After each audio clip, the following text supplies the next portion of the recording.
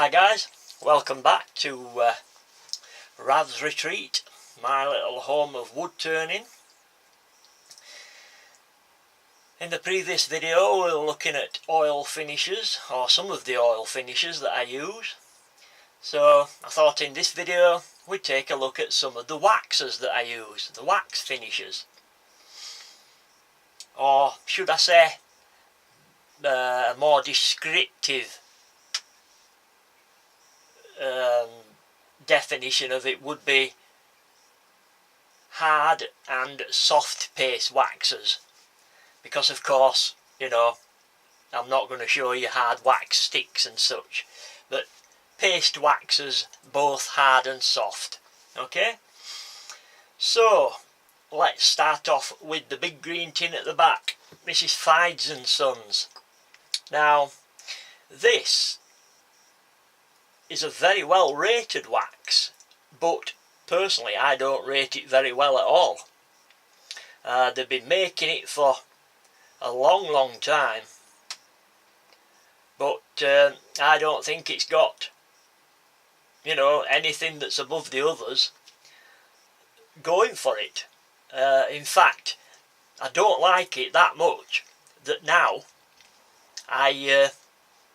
I added some liquid paraffin to it, and I use it for wet sanding on certain, you know, in certain applications. That's all I use it for. Occasionally, during the winter, I'll apply a coat to my lathe as well to help stop any corrosion. Sometimes when I come in the shack and turn the heater on, you know, you get condensation all over the lathe with it being cast iron, so every now and again I'll give it a coating of this and it helps to stop corrosion. But other than that, I don't use it on wood other than for wet sanding. I'm not impressed with it at all, and it wasn't cheap either. Okay, so we'll move on. A lot of you will know what this stuff is, bry wax. This is neutral or clear. Again, this has been made for years and been used for years. It's a well trusted wax, provides a nice soft sheen. You know, it's good stuff. It's not overly expensive either. It's £9.75, so that's going to be about $17, $17. So, but the clear is the only one I use. I don't use the other ones that have got stains in. I only use the clear one, or the neutral. But it's good stuff, you know. On certain woods it looks really well, works really well on oak. Right, moving on, we'll look at this one first. This stuff is Rydenor Waxwing, and it's a hard paste wax, not a soft paste. I'll show you when I can get it off. There we go. Can you see? It's not like a soft paste, it's a hard paste wax. Now this stuff, as waxes go, I regard as being probably one of the best on the market. This stuff is brilliant. It puts on a lovely, mellow, deep shine. It's resistant to fingerprints. It's just a brilliant all-round wax. It's second only to microcrystalline wax, I think. It really is brilliant stuff. If you can get hold of this stuff in the US, which I doubt you will, because it's an old British company, so I'm not sure if you'll be able to get it in the US, but if you can, try it, because it's absolutely brilliant stuff. Takes a little bit more, you know, little bit more work to apply than a soft paste would, but it's worth it in the end. Okay, brilliant stuff that is. Now moving on, this is basically that stuff but with a black pigment in it. This is an antiquing wax. You put it on and basically it gets into the grain of the wood and makes it look older than what it actually is. I bought a tin just in case, you know, you never know, do you? But generally I don't use that. I only use the clear, which is brilliant stuff. Cannot shout this enough. It's brilliant. It's not expensive either. This was £3.95, so that's going to be about $6 for that tin. So it's not expensive at all, but it's brilliant. It's, other than microcrystalline waxes, it's the best wax that I've found to date. Speaking of microcrystalline wax, we'll move on to them.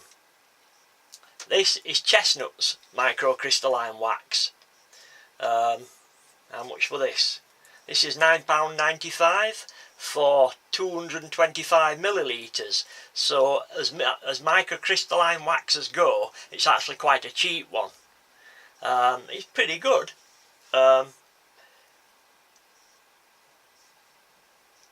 It does the job, you know. It's pretty good stuff.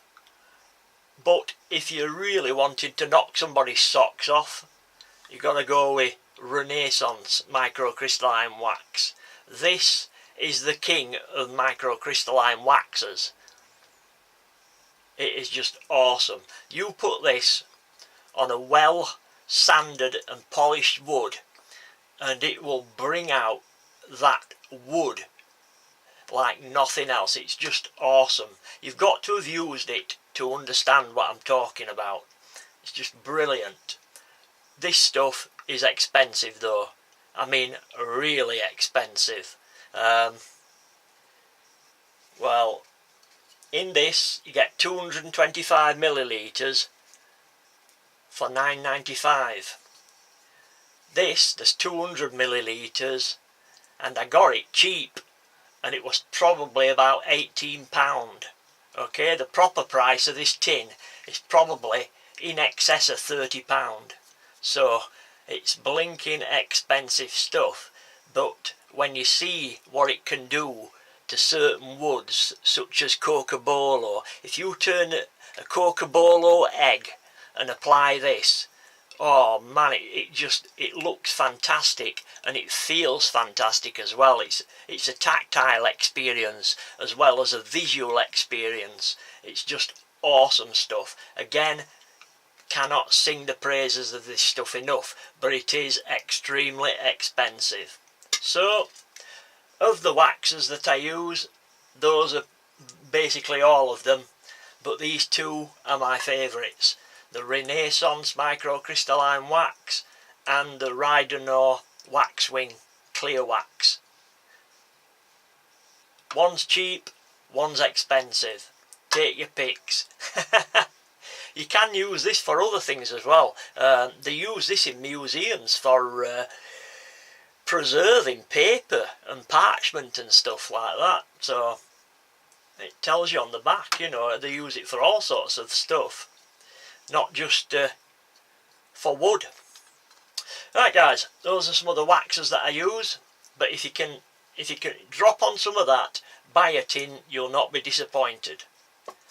Also, if you've got enough money in your pocket, try a tin of this. It's bloody good stuff, but it's bloody expensive as well. Right guys, there you go, take your pick. If you're after just a normal wax that looks well, Bry Wax. If you're after a really deep shine, a really deep mellow shine, Rydenor Waxwing. If you're after an awesome wax, Renaissance wax. Awesome. Right guys, I'll get off. I think we'll have a look at hard coatings next. If you want to stay with me, we'll look at hard coatings in the next videos, guys. If you want to stay around and watch. Right, I'll end it here then, guys. Take care now. Bye.